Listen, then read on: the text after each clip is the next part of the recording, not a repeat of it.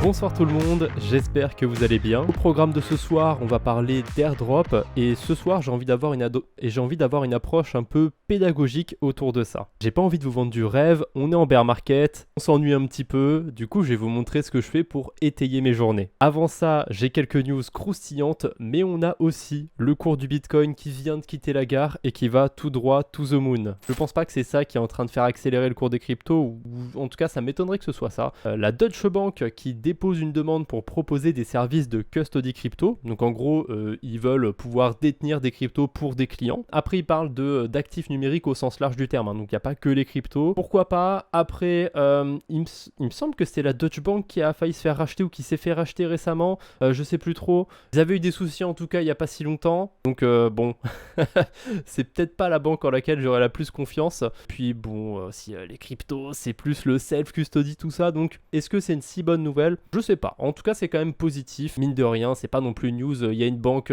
qui tape sur les cryptos ou quoi. La grosse news positive qu'il y a eu cette semaine, le catalyseur un petit peu, c'était ça. BlackRock qui serait sur le point de lancer son ETF Bitcoin. Pour l'instant, la demande a été déposée auprès de la SEC. Alors, il y a déjà des ETF qui existent, si je dis pas de bêtises, mais c'est des ETF futurs. Donc, ça veut dire qu'il n'y a pas vraiment les Bitcoins derrière. Là, ce serait un ETF spot. Donc, avec, en fait, si on achète, si on s'expose à cet ETF, on a vraiment, entre guillemets, du Bitcoin. Moi, tout ce que je vois, c'est que c'est BlackRock qui propose ça. Alors, ils sont peut-être légitimes parce que c'est le plus gros fonds de gestion du monde, mais c'est pas des gentils, hein. BlackRock, c'est pas des gentils. Ils sont pas là, c'est pas des crypto bros. Ils sont pas là en mode we all gonna make it, on va aller to the moon. BlackRock, c'est pas le genre de la maison, hein.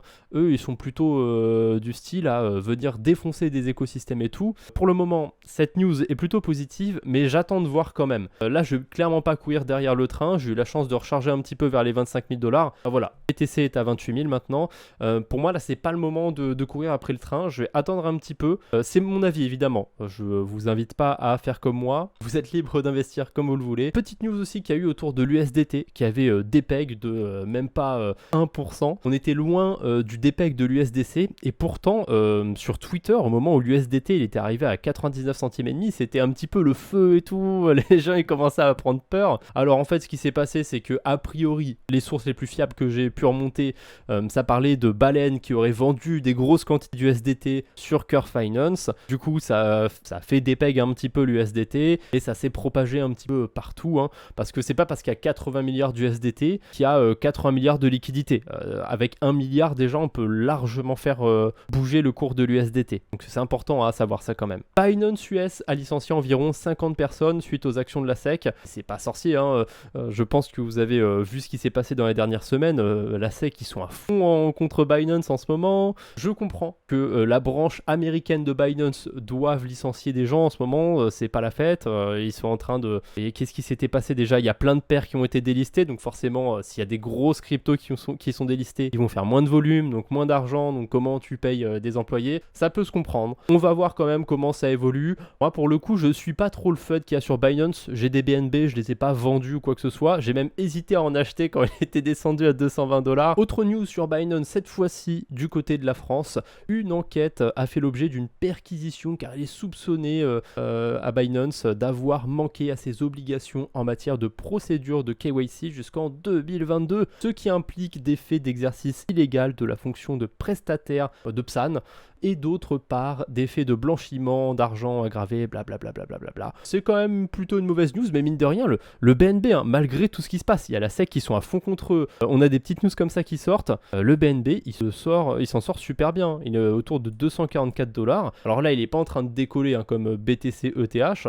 et c'est pas sûr qu'il décolle parce que bon, il a quand même vachement bien tenu. Alors j'irai pas jusqu'à vous dire qu'il faut absolument en acheter ou quoi que ce soit, hein, mais je me dis plutôt que si vous en avez déjà, bon ben c'est peut-être pas le moment pour aller dans l'engrenage un petit peu de la peur, etc. et de se dire attention, Binance en France, comment ça parle de blanchiment d'argent, je suis pas pro Binance, je suis pas contre Binance ou quoi, mais bon là je pense pense qu'on fait beaucoup de bruit pour pas grand chose par rapport à ça. Après on en reparlera, peut-être que je peux totalement me tromper et qu'au final Binance ils sont pas du tout blancs dans l'histoire. De l'autre côté on a Huobi, un autre exchange qui lance un programme Huobi Mars qui donnera à un heureux gagnant la chance de voyager dans l'espace avec le fondateur de l'exchange. Alors à quel moment t'acceptes d'aller dans l'espace avec un inconnu qui gagne un concours sur ta plateforme d'échange de crypto? Ils sont en partenariat d'ailleurs avec Blue Origin, donc la compagnie de Jeff Bezos, qui font des voyages dans l'espace. Ouais, bon écoutez, pourquoi pas, au moins s'ils font ce genre de programme, c'est que ça se passe plutôt bien du côté de Huobi.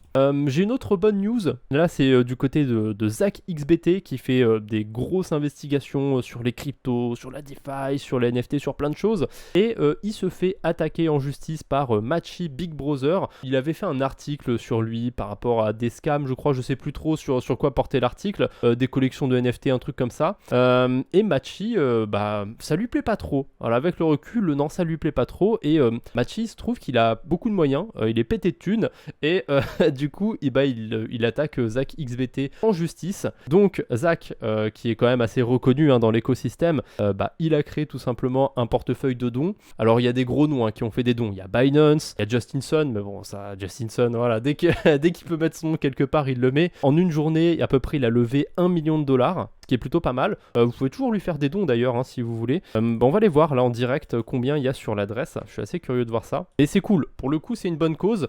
Il a précisé que s'il y a des fonds en trop, ce serait rendu d'une manière proportionnelle. Genre s'il a utilisé la moitié des fonds, les dons ils vont être rendus à moitié. Peut-être un peu moins parce qu'il faudra compter quand même les frais de transaction. C'est cette adresse là, il y a $11 000. Ah, l'argent a peut-être déjà été déplacé. Ah, ça a été bougé sur une multisig que en USDC, en USDT, c'est plus clean comme ça. Ouais, bon, ça a pas trop bougé du coup. 1,1 million de dollars, c'est quand même bien, c'est plutôt une bonne cause, ça fait plaisir à voir. On a Binance qui lance une nouvelle blockchain, c'est OPBNB, donc comme son nom l'indique, ça va s'appuyer sur l'architecture d'Optimism. Il y a Coinbase d'ailleurs qui a fait ça récemment, ils ont lancé une blockchain aussi qui est en testnet pour l'instant, donc on peut l'utiliser, mais on peut pas utiliser de vraies crypto pour l'instant dessus, c'est en testnet, pas en mainnet. Justement, la blockchain de Coinbase, elle se base aussi sur l'architecture d'Optimism, donc c'est plutôt marrant. Heureux hasard. Est-ce qu'il y aura des choses à faire du côté de cette blockchain? Est-ce qu'il y aura aussi un airdrop ou quoi? Pour l'instant c'est tout nouveau, donc on va pas trop en parler, et peut-être que dans un autre live on pourra approfondir le sujet, pourquoi pas. En tout cas, Base Go Early, on va en reparler. Je vous spoil un petit peu, mais on va en reparler. Et la dernière news, voilà, petite news légère pour terminer. Queen Production Ltd, propriétaire de Queen du coup,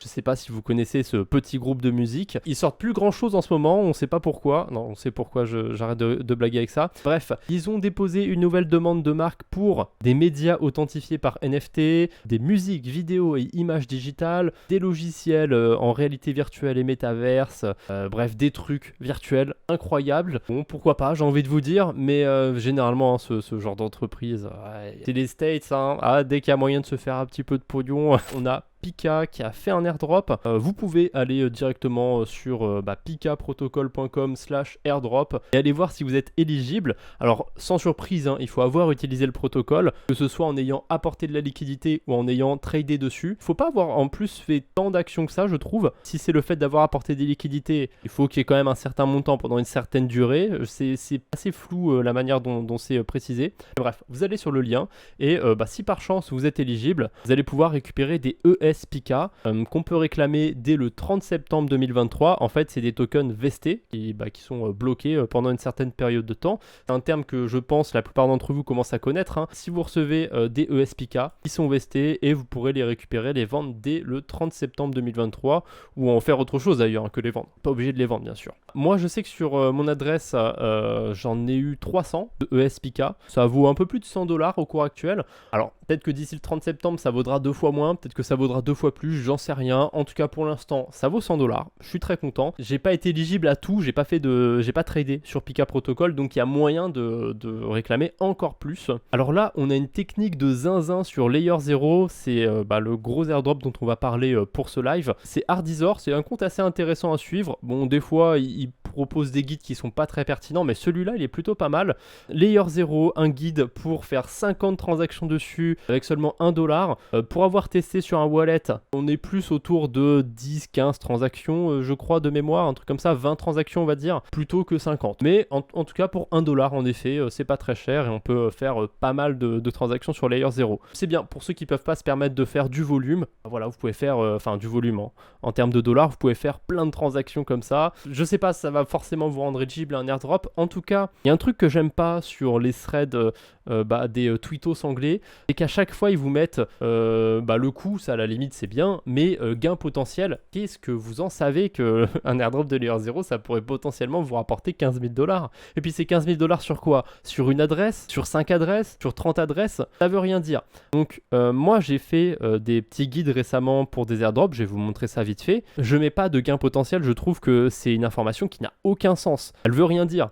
Puis même si un projet fait un airdrop de 5$, si je l'ai farmé sur 3000 wallets, ça me fait 15 000$ techniquement. Donc j'ai le droit de mettre pour n'importe quel airdrop gain potentiel 15 000$. Bah ouais les gars, vous avez qu'à le farmer sur 3000 wallets, comme tout le monde. En tout cas, le thread est intéressant. Petit airdrop du côté de CoinGecko. C'est pas la première fois. Il y a pas si longtemps, ils avaient fait un airdrop avec un projet qui est sur Solana. Je crois que j'avais pu récupérer 50 balles ou 60 balles sur ce projet. Ou peut-être même un peu plus, je sais plus. En tout cas, ça se passait du côté de CoinGecko. C'était plutôt cool. Et là, vous pouvez dépenser 500 candies. Donc c'est les bonbons, c'est ce que vous allez récolter tous les jours sur CoinGecko. Vous pouvez en récupérer tous les jours. 500, c'est vraiment pas long à récupérer. Il y a un nombre de places limitées et c'est jusqu'au 22 juin que vous avez pour participer. Donc ce sera pas un big airdrop, hein. Il y a 1000 gagnants et il y a 10 000$ à se partager. Mais c'est toujours cool, ça vous coûte rien si vous réclamez déjà les candies sur CoinGecko. Donc si vous l'avez pas eu passer, n'hésitez pas. J'ai fait deux petits guides par rapport à deux airdrops. Donc il y a Connext dont je vous ai parlé et il y a aussi Maison dont je vous ai parlé. Et ces guides, je les ai fait à la fois en thread sur Twitter, mais aussi en vidéo sur YouTube. J'ai une chaîne secondaire. Bon, j'ai déjà assez parlé de ma chaîne principale, donc on va pas trop s'attarder sur la chaîne secondaire. Je vais juste vous la mettre sous les yeux si ça vous intéresse, parce que j'ai pas fait que Maison et que Connext, j'ai aussi fait Orbiter Finance, j'ai parlé d'un truc sur Layer 0. Enfin bref, c'est du contenu que je fais qui est un peu moins travaillé. Par exemple, je vais vous faire une vidéo typiquement pour vous annoncer qu'il y a eu un airdrop. Voilà, moins de travail, mais c'est du contenu du contenu un peu fast-food qu'il y a sur cette chaîne. Mais voilà, ça vous intéresse d'avoir des petits guides pour farmer des airdrops, n'hésitez pas, vous avez de quoi faire sur la chaîne secondaire. Alors du coup on a Connext aussi qui ont fait une levée de fonds de 7,5 millions de dollars. Généralement les projets qui font des levées de fonds, alors généralement ils vont pas tous faire des airdrops, mais en tout cas ceux qui ont fait des airdrops à 90% du temps ils avaient fait une levée de fonds. J'ai pas beaucoup d'exceptions qui me viennent en tête. Il y a Pika qui me vient en tête, eux ils ont pas fait de levée de fonds pour le coup, mais le protocole ramène pas mal de frais, donc à mon avis c'est comme ça qu'ils ont pu financer en partie l'airdrop, les coûts pour faire tenir le site, etc. Là Connext, c'est pas un bridge qui rapporte beaucoup de frais je trouve, donc voilà, petite levée de fonds, 7,5 millions, c'est pas leur première, au total ils en sont à 23 millions. Ils avaient déjà annoncé un token, ils ont refait leur interface graphique. Franchement, je sais pas ce qu'il vous faut de plus pour aller au moins essayer une fois Connext. Si vous avez vu, j'ai fait une vidéo sur Layer 3, ça vous intéresse? Il y a des quêtes qui vous font utiliser Connext, comme ça vous êtes guidé, vous faites pas de bêtises. Il y a plein de choses à faire autour de ça. Alors, faites attention, je vous parlais au tout début du live de pas vous ruiner dans les frais. Connext, c'est pas le bridge qui coûte le moins cher. Donc, faites quand même attention à pas trop l'utiliser et à pas mettre de trop gros montants pour pas trop vous faire avoir dans les frais. À mon avis, c'est pas un airdrop sur lequel on va pouvoir récupérer 1000 balles. Si déjà vous pourrez récupérer 50 ou 100$, très bien. TimeSwap aussi, qui pourrait être un potentiel airdrop.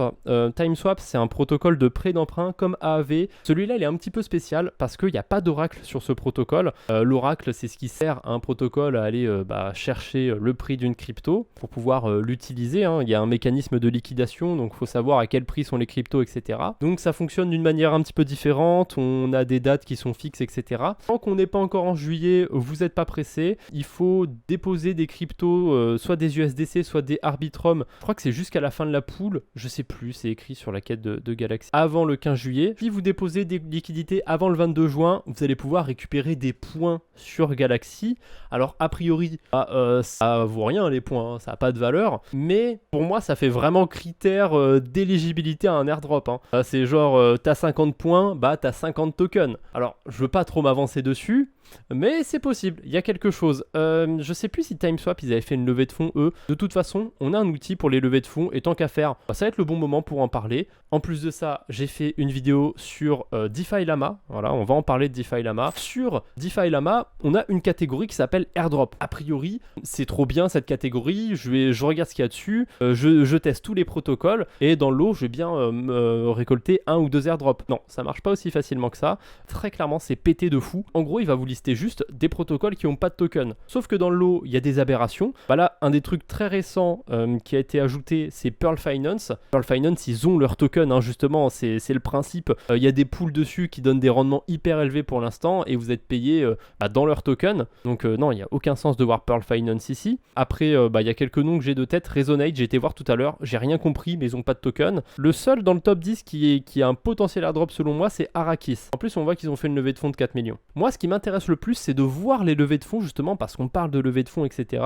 Et on va parler d'airdrops qui ont eu lieu, hein. Optimism, par exemple. C'est les exemples que je prends dans ma vidéo. On va essayer d'en voir d'autres. Optimism, vous voyez, ils ont fait une levée de fonds au total, enfin plusieurs levées de fonds pour 180 millions de dollars. L'airdrop s'est super bien passé. Il y a des gens qui ont touché de jolies sommes dessus. Là, il y a quoi, 125 millions de dollars qui ont été levés. Pareil, un Arbitrum, il y a eu tellement de hype dessus. L'airdrop a été ultra rentable pour ceux qui l'ont touché. Qu'est-ce qu'on a? On a ZK Sync. Alors pour le coup, eux, ils n'ont pas encore fait d'airdrop. Mais on peut voir déjà la petite levée de fonds. 200 millions de dollars. Et plus gros qu'Optimism, c'est plus gros qu'Arbitrum. Moi, je pose ça ici. ZK Sync, on en avait parlé il y a 2 mois. J'avais déjà fait un live pour parler d'airdrop. On avait fait une thématique sur ZK Sync. Si depuis ces 2 derniers mois, vous avez commencé à essayer d'interagir avec ZK Sync et que à peu près une fois toutes les semaines, vous avez fait une transaction sur l'écosystème, franchement, moi, je m'en fais pas trop s'ils font un airdrop pour vous. Je m'en fais pas trop pour vous. Dans ce cas-là, essayez de le faire sur une deuxième adresse. Mais comme d'habitude, on se ruine pas sur les frais. Allez pas faire des bêtises ou quoi. ZK Sync et tous les layers 2 d'Ethereum,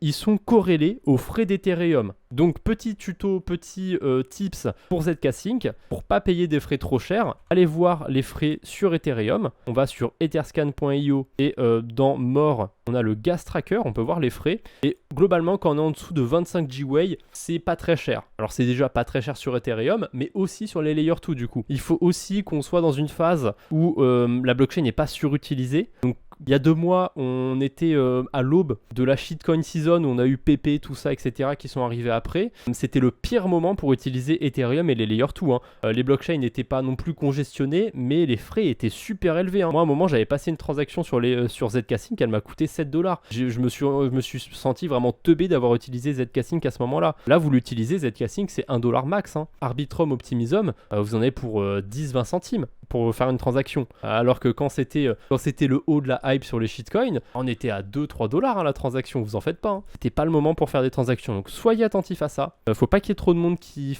transacte sur la blockchain. Faites attention à ça. Ça, c'est un bon indicateur, les frais sur Ethereum. On est en dessous de 25, allez voir 30 GWay, vous êtes tranquille. Entre 30 et 40, faut que ce soit quand même assez urgent ce que vous avez envie de faire. Entre 40 et 50, si c'est pas une urgence, vous faites pas votre transaction. Et au-dessus de 50, là, vous attendez. Vous attendez, c'est pas très grave. Si c'est vraiment une grosse urgence, faites la transaction, mais vous avez mon petit tuto par rapport à ça. Et du coup, on va essayer de se servir de l'outil de DeFi Lama pour voir certains projets. Alors, on a Connext par exemple, on peut voir toutes leurs levées de fonds. En tout cas, depuis 2021, je suis sûr, c'est eux qui ont fait des levées de fonds. Alors, on était en bull run et tout, c'était super. Là, on est en plein bear market, ils arrivent encore à faire une levée de fonds. C'est que le projet est quand même assez intéressant. Et pour comparer, Off-Chain Labs, je prends pas cet exemple au hasard. Eux, leur première levée de fonds, c'était en 2019. C'était une petite levée de fonds en plus, 3 millions de dollars. Off-Chain Labs, au tout début, donc la team qui est derrière Arbitrum, le patron, on va dire, au tout début, il disait qu'ils n'avaient pas pour ambition de lancer un token, etc. Mais ça, c'était au tout début. Quand ton projet commence à se développer, que c'est une des blockchains avec le plus d'utilisateurs, voire même que pendant certains jours, ça dépasse Ethereum en nombre de transactions, voilà, j'ai envie de te dire, tu repenses un petit peu tes plans et c'est pas étonnant qu'un token sorte. Et là, ZK Sync nous fait un petit peu pareil. Il y a des protocoles assez intéressants à utiliser, il y a des stratégies de DeFi à faire dessus. Tant qu'à faire des transactions, essayez de faire des choses utiles. Allez pas échanger juste pour utiliser un protocole, juste pour essayer d'avoir un airdrop. Essayez d'échanger quand vous en avez besoin vers une crypto que vous avez envie d'acheter ou de vendre. Quand vous voulez bridger, essayez d'envoyer vers un écosystème que vous avez envie de découvrir, sur lequel vous allez pouvoir faire des choses intéressantes. Allez pas bridger sur des écosystèmes à moitié morts, juste histoire d'eux. C'est vraiment la base, mais il faut pas tomber dans cette spirale de absolument vouloir tout farmer, tout ce qui passe. En ce moment, je suis assez chaud sur les airdrops, mais même si je bombarde un petit peu de contenu par rapport à ça, j'essaye d'être assez strict, on va dire. Si je veux tenter un airdrop sur un petit protocole, je me dis qu'il va pas m'apporter beaucoup. Je vais pas dépenser beaucoup, je vais faire que quelques transactions dessus, ce sera suffisant. Et si là, pour le coup, pour ZK Sync, là, je peux me permettre de temps en temps faire une bêtise, de payer une transaction à 5$, c'est pas très grave. Si j'utilise ZK Sync avec 2-3 wallets qui font vraiment un airdrop et que je suis éligible sur au moins un de ces wallets, je serai pas à plaindre. Franchement, je serai pas à plaindre. Après, on verra. Peut-être qu'il y aura jamais airdrop et que ZK Sync, c'est pas le truc à farmer, mais c'est pas grave. Il y a Starknet, il y a Base aussi. Enfin, il y a plein d'autres trucs. Il y a plein de choses à aller voir. Du coup, TimeSwap. Est-ce qu'ils ont fait une levée de fonds? Ils ont pas fait de levée de fonds. Autant pour moi, ils ont pas fait de levée de fonds. On a Maison qui est un bridge assez sympathique. Alors, rien à voir Maison Network, ça c'est autre chose. Maison, bridge, un petit bridge sympathique avec très peu de frais, voire aucun frais parfois quand vous bridgez. Ils ont fait une levée de fonds de 4 millions de dollars et eux, ils ont clairement annoncé qu'ils lanceraient leur crypto. Alors a priori, pour être éligible, il va plutôt falloir apporter des liquidités et pas forcément utiliser le bridge. À mon avis, vaut mieux faire les deux. Mais pour apporter des liquidités, il faut avoir au minimum 1000$ pour l'instant. C'est pas au budget de tout le monde malheureusement. Et Layer 0, ils en sont pas à leur première levée de fonds. Vous voyez, ils en ont fait 2 en 2021, une en mars 2022. Ils ont levé 135 millions. Ils en ont fait une en 2023, 120 millions. Donc au total, ils ont levé plus qu'Optimism, plus qu'Arbitrum, plus que ZK Sync. Il y a de grandes chances que eux fassent un airdrop. En tout cas, je sais plus où c'était, mais il y a des bouts de code qui parlent d'un token justement Layer 0. Et on va passer du coup à l'airdrop de Layer 0.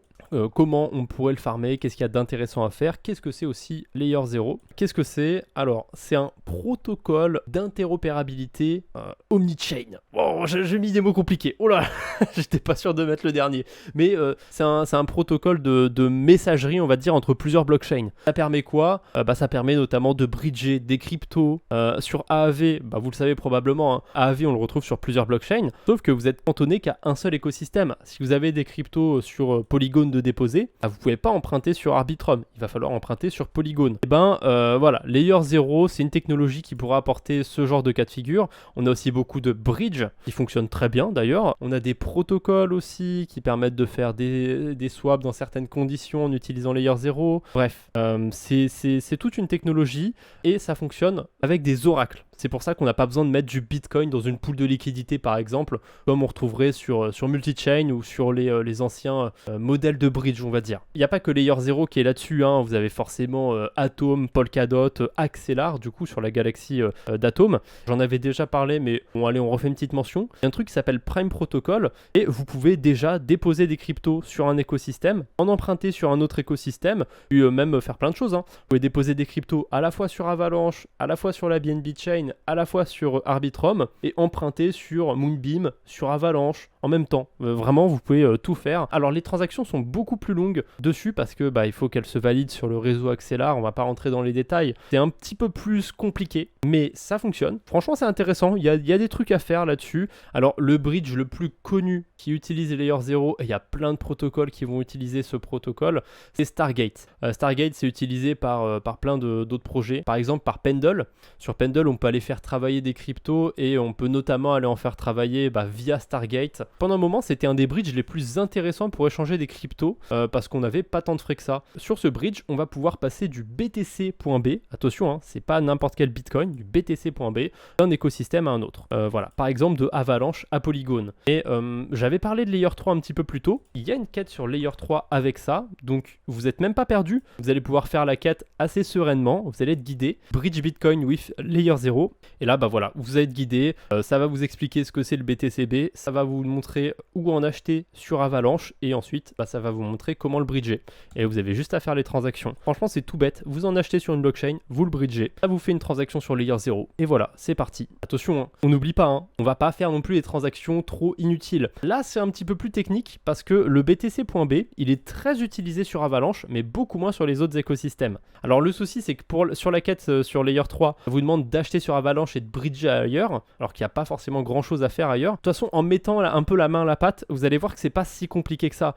C'est clair que là, j'essaye de vous donner plein de notions d'un coup. Ça va être difficile de tout retenir. Si vous voulez vraiment vous intéresser aux airdrops, il n'y a pas d'autre solution. Il faut commencer à toucher un petit peu à la DeFi. On a des bridges qui nous permettent de passer à Aptos. On en a plusieurs. Je vais les enchaîner d'un coup.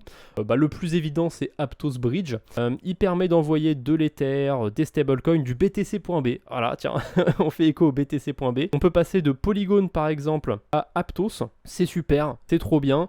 J'ai jamais utilisé ce bridge parce que j'ai jamais utilisé Aptos. Il n'y a pas grand chose à faire sur cette blockchain. Alors on a éventuellement PancakeSwap qui est dessus. Et d'ailleurs PancakeSwap ils intègrent aussi un bridge. Alors je sais pas si ça utilise le même bridge que Aptos et que du coup ça revient même d'utiliser cette page là ou cette page là. Mais au cas où, voilà, vous avez les deux liens différents. On peut aussi passer par PancakeSwap, Aptos, PancakeBridge. Voilà, c'est super. D'ailleurs, c'est le bordel. Oh, faut que je vous montre aussi ça. Je vous parlais d'Avalanche. Ils avaient 2 versions des stablecoins. Aptos, ils se sont dit, c'est des petits joueurs. Nous, on va mettre 3 versions. 3 versions. Alors je crois que c'est l'USDC. Alors l'USDC déjà on en voit 2. On a le LZ USDC. Bon, lui c'est le Layer 0 USDC, celui qui est bridgé via le Aptos Bridge. On a le CE USDC. Ça c'est bridgé grâce à Seller. On a aussi le WH USDC. Lui il est bridgé via Wormhole. C'est un bordel Aptos. Alors en plus d'être une blockchain avec pas grand chose à faire dessus, c'est une des moins instactives que j'ai pu voir parce que c'est pas EVM compatible, il faut un wallet propre à Aptos. Donc bon, c'est la galère, mais il y a peut-être des stratégies à faire à base d'emprunts un peu assez compliquées avec le Aptos et tout. J'ai pas envie de m'attarder là-dessus. On va dire qu'il y a des stratégies à faire à base de stablecoin. Ça paye pas du tout, même pas beaucoup. 4,58%, 2% par-ci, 2% par-là. Ah quoique, il y a le USDC BUSD à 8%. Est-ce que j'ai vraiment envie d'être exposé au BUSD? Je sais pas. En plus, là, ça va utiliser Wormhole et pas Layer 0. Bref, faudrait explorer un petit peu l'écosystème Aptos. C'est pas ce que je vous conseille le plus. Mais bon, éventuellement, je crois qu'il n'y a pas beaucoup de frais. Si vous passez de Polygon à Aptos, bon, il va vous falloir un peu de Aptos pour payer les frais de transaction. Parce que vous envoyez des USDC de Polygon à Aptos. Ensuite, si vous voulez juste faire une transaction, histoire de faire une transaction, vous allez renvoyer vos USDC sur Polygon. Et pour faire ça, il faudra du Aptos. On a un autre bridge qui nous permet d'aller sur Aptos. Là, on est du côté de LiquidSwap ou Pontem Network. Pareil, ce sera à peu près la même interface. Là, vous pouvez envoyer, c'est à peu près les mêmes choses qu'on retrouve. On a un petit bridge autour des NFT. Du coup, on va pouvoir envoyer des NFT d'une blockchain à une autre.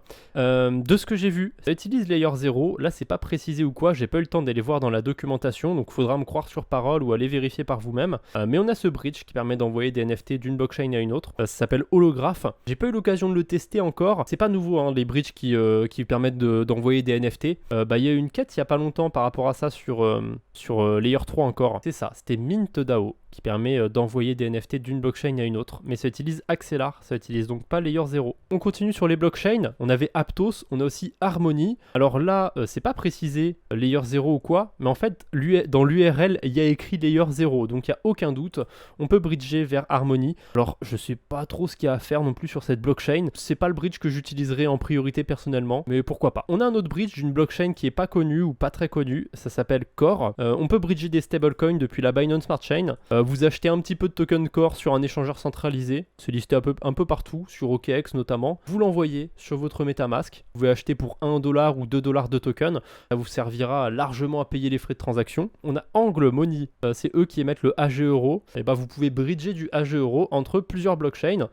Et notamment Gnosis, Celo, Polygon, BNB Chain éventuellement aussi. Voilà. Avalanche éventuellement. C'est des blockchains qui coûtent pas très cher en frais. Surtout Gnosis et Celo. Gnosis et Polygon. Il y a plus de chances que vous utilisiez ces deux-là. D'ailleurs, je vais prendre un petit peu d'avance. J'ai pas encore exploré tout ce qui existait sur Layer 0, mais on a un truc sur June qui est très intéressant. Vous allez sur cette page. Vous n'avez pas besoin de connecter de wallet ou quoi que ce soit, mais vous allez avoir un petit champ de recherche. Vous allez pouvoir coller votre adresse et voir où vous vous situez sur l'airdrop de Layer 0. Alors, on ne sait pas quels critères vont être utilisés pour Layer 0, mais il y a quelqu'un qui a émis l'hypothèse sur certains critères. Il s'est basé un petit peu sur l'airdrop d'Optimism et d'Arbitrum. Alors il y a des trucs par rapport au nombre de blockchains que vous allez utiliser, sur le nombre de mois différents où vous allez faire des transactions, le nombre de semaines, le nombre de jours, depuis combien de temps vous avez utilisé Layer 0, le nombre de transactions, le nombre de volumes, etc., etc., etc. On attend un petit peu, ça prend un petit peu de temps, et vous voyez, moi sur cette adresse, je suis au rang 495 000, donc je suis dans le top 25%, on va dire. J'ai utilisé Layer 0 la première fois il y a 251 jours. À mon avis, c'est pas mal la date aussi comme critère. J'ai bridgé 845 $, et j'ai fait 11 transactions. Hein. Donc en moyenne, ça veut dire que je bridge 80 $. Vous n'avez pas besoin d'avoir des montants colossaux. Hein. Après, ça veut pas dire que cette adresse va être éligible s'il y a un airdrop, et si elle est éligible, ça veut pas dire que je vais être au plus gros rang. Mais voilà, il y a déjà quelque chose. Vous avez toutes les informations, le nombre de blockchains, le nombre de jours, de semaines, de mois où j'ai été actif. Voilà, vous pouvez coller votre adresse et voir où vous en êtes. Alors on va retrouver comme PancakeSwap. PancakeSwap peut y permettre de bridger le cake notamment. Il y a plein de protocoles qui permettent de bridger que leur token d'un écosystème à un autre ou entre plein d'écosystèmes. C'est le cas de Radiant. On peut bridger leur token de la BNB Chain à Arbitrum et inversement. Il me semble que sur Radiant, on peut déposer des cryptos sur un écosystème et emprunter sur l'autre. Qu'est-ce qu'on a d'autre? On a Woo Finance aussi. On va essayer de bridger du token Woo de Optimism à Arbitrum. Ça utilise Stargate. Stargate va être utilisé par beaucoup de protocoles en fait, notamment Woo, qui vous permettent d'échanger leur token maison. Et là, c'est la même idée que pour Radiant. Dans l'onglet Earn, vous pouvez déposer des cryptos, avoir des intérêts. Par exemple, on peut déposer du AVAX. Vous avez 13% d'intérêt. Et sur ces 13%, vous avez des rewards en Woo. Alors attention, il me semble que c'est des rewards qui sont bloqués pendant une semaine, donc faut quand même être au courant de ça. On continue. Encore un autre protocole. On en a pas marre, hein, on continue.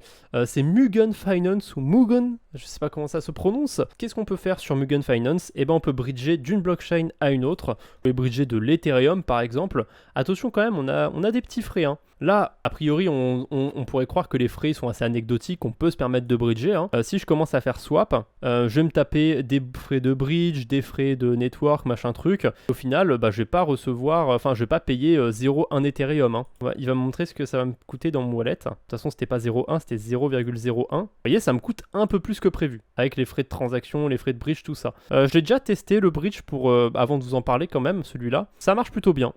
C'est assez rapide, c'est assez efficace. Pourquoi pas? Pourquoi pas l'utiliser une fois pour essayer de bridger de l'Ethereum, ça peut être utile. Là, on voit Hyphen et Hashflow par exemple. Les deux, ils n'utilisent pas Layer 0, j'en suis sûr. Pour Hyphen, en tout cas, j'en suis sûr à 100%. Mais vous pouvez taper Layer 0 Bridge et rajouter une blockchain par exemple, Gnosis. Là, voilà, hop, vous avez Angle qui apparaît. Donc Twitter, ça reste une bonne source d'information. Et allez, je vous le mets là, mais c'est assez évident. Comme ma chaîne YouTube, comme tout, c'est AZK Crypto pour me suivre.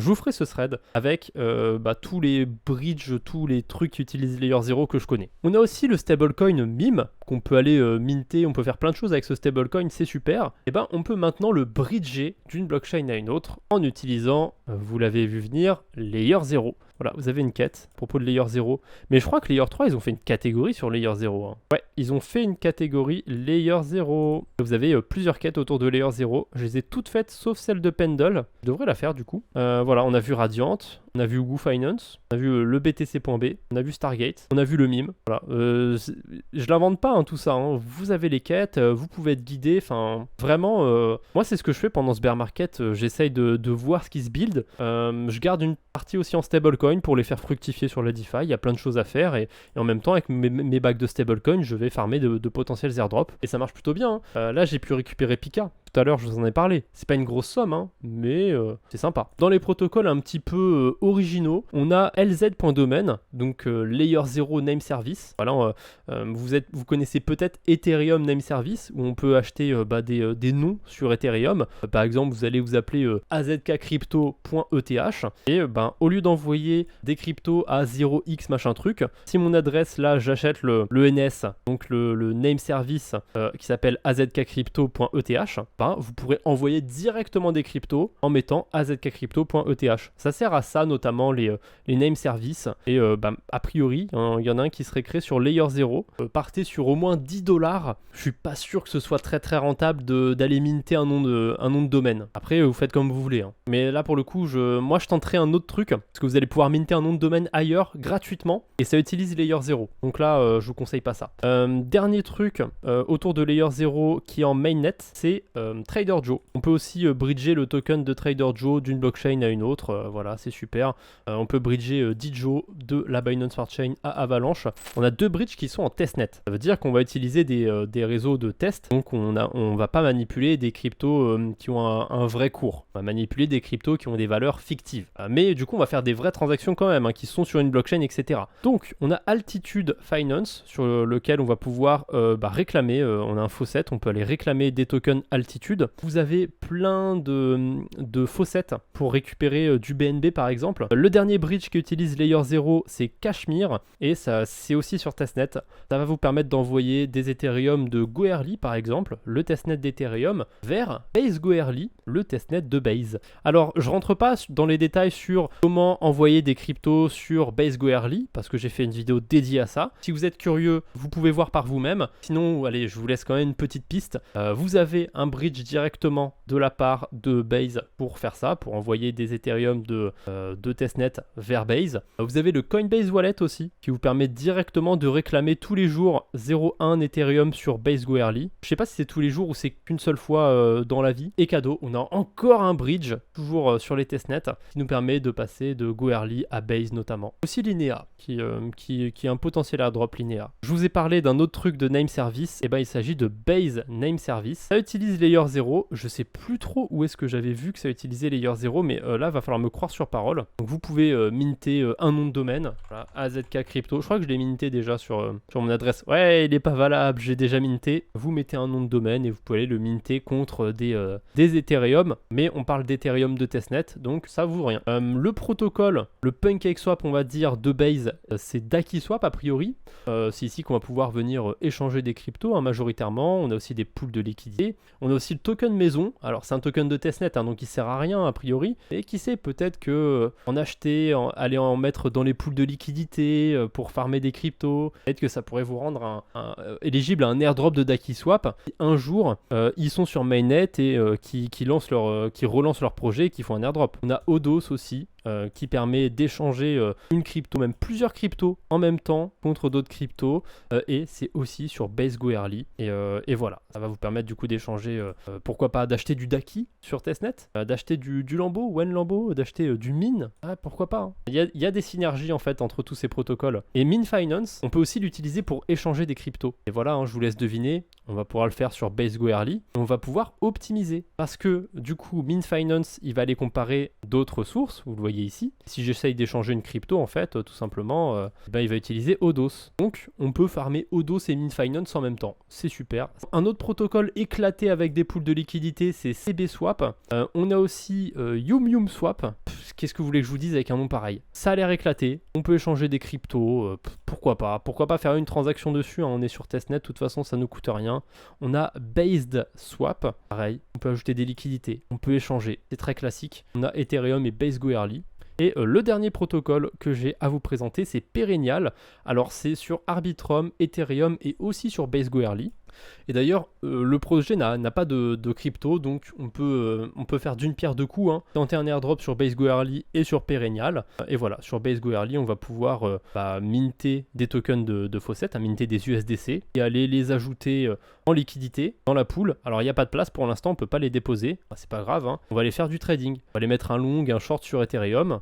Bitcoin, on ne peut pas encore. Voilà, c'est assez limité pour l'instant, mais voilà. Il y a des choses utilisables sur ce testnet de Coinbase. Désolé, c'était difficile de condenser tout ça en un seul live. Je sais qu'il y a des questions peut-être que vous posez encore. Donc n'hésitez pas, si vous êtes sur la rediffusion surtout, mettez des questions si vous en avez dans les commentaires. Je viendrai y répondre. On se retrouve probablement mardi prochain. Je pense que je vais faire une petite pause, que mardi prochain il n'y aura pas de live. On verra. Peut-être que j'en ferai un, mais je suis pas sûr à 100%. Voilà, donc à mardi prochain peut-être, ou le mardi d'après, on se retrouvera pour parler d'autres choses encore. Salut tout le monde, bonne soirée et bonne nuit.